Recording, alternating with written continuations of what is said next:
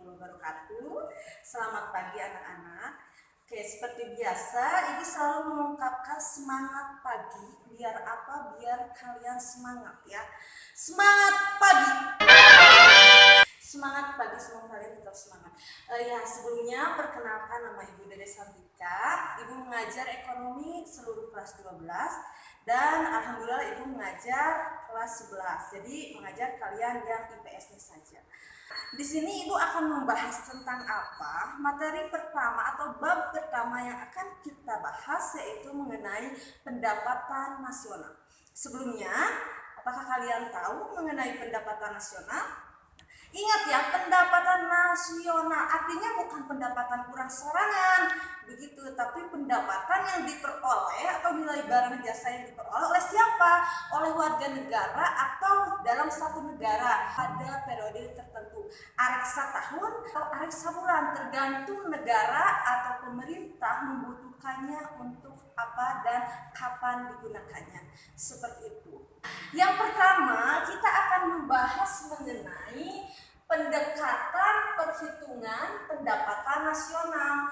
Jadi pendekatan naon wae anu urang rek digunakeun biar menghitung secara keseluruhan pendapatan. Yang pertama ada pendekatan pendapatan atau income approach. Artinya pendapatan dari mana saja yang akan kita hitung. Jadi pendekatan ini itu menghitung seluruh balas jasa. Ingat, balas jasa atau imbalan yang diperoleh dari faktor produksi. Namun kalian ingat, ada di materi kelas 10 faktor produksi naon we. Yang pertama ada sumber daya alam atau tanah. Sumber daya alam atau tanah balas jasanya apa? Nah, ini ada R atau rem. Rem itu sewa. Jadi tanah nanti dibagaimanakan disewakan oleh pemerintah ataupun secara umum oleh masyarakat. Yang kedua ada wage atau upah. Upah dari siapa? Upah itu jasa yang diperoleh oleh sumber daya manusia. Jadi faktor produksi yang kedua yaitu sumber daya manusia atau labor atau tenaga kerja. Nah, yang ketiga ada interest. Interest itu balas jasa dari mana? Dari faktor produksi yaitu modal. Interest apa sih di sini? Bunga ya, ini lupa, ini bunga. Bukan bunga flower tapi bunga bank, ingat. Bunga. Artinya kenapa modal balas jasanya bunga? Ya gini aja, kalau kalian pinjam ke bank pasti ada bunganya.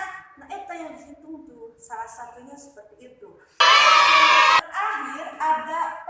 Ingat di sini Ibu menulisnya P kecil. P kecil itu artinya apa? Profit. Tahu kalian profit? Profit itu adalah laba, untungan. Keuntungan yang diperoleh oleh siapa? Oleh perusahaan. Jadi faktor yang produksi yang keempat ada kemampuan, keterampilan yang dimiliki oleh para pengusaha.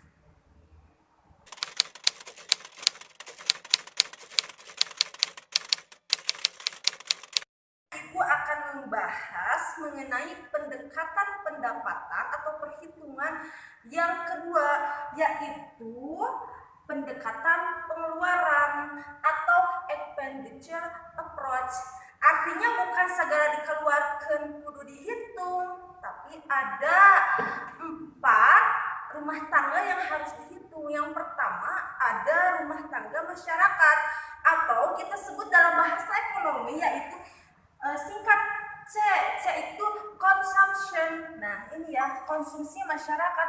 Jadi kita sebagai warga masyarakat dihitung konsumsinya berapa begitu. Yang kedua ada dari rumah tangga perusahaan atau dalam bahasa ekonomi kita sebut dengan atau kita lambangkan dengan I. Ingat, I besar. Investment. Investment itu apa?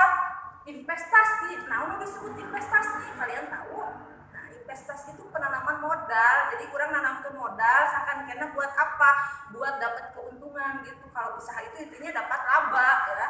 Yang ketiga, melalui apa? Yang dihitung adalah pengeluaran pemerintah atau dilambangkan dengan G, government expenditure. expenditure artinya pengeluaran pemerintah. Nah, yang keempat, rumah tangga apa?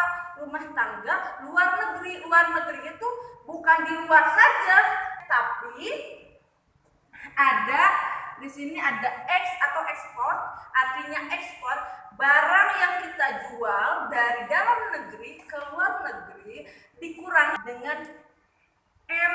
M itu adalah import atau impor barang dari luar kita datangkan ke sini alias kurang dibeli. Nah, itu adalah impor. Kalian harus bisa membedakan antara ekspor dengan impor. Seperti itu.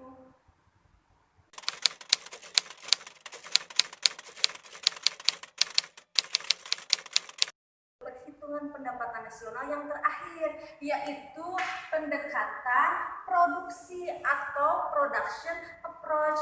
Nah, dari mana produksi itu apa? Jadi produksi itu menghasilkan sesuatu itu barang atau jasa. Ingat ya, ekonomi, barang dan jasa. Gitu, ingatnya seperti itu. Dihitungnya dari mana? P itu ada price dengan lambangnya P besar. Kalian bedakan price dengan profit. Kalau profit itu P kecil, kalau price itu P besar. Artinya naon? Artinya harga. Harga dari apa? Harga dari barang dan jasa yang dihasilkan dikali quantity. Quantity itu adalah kuantitas atau jumlah barang dan jasa yang dihasilkan. Nah, Ibu menjelaskan ini ya, P1 dengan Q1 artinya barang ke-1 dengan harga barang ke-1.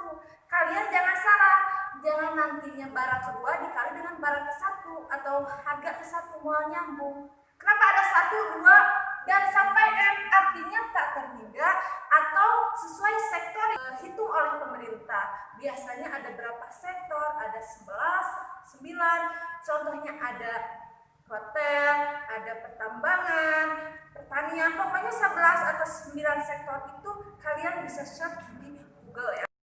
Hari ini kita udah membahas bagaimana metode atau pendekatan untuk menghitung pendapatan nasional secara umum. Bisa kita menggunakan metode pendapatan, terus pendekatan pengeluaran, ataupun dengan produksi.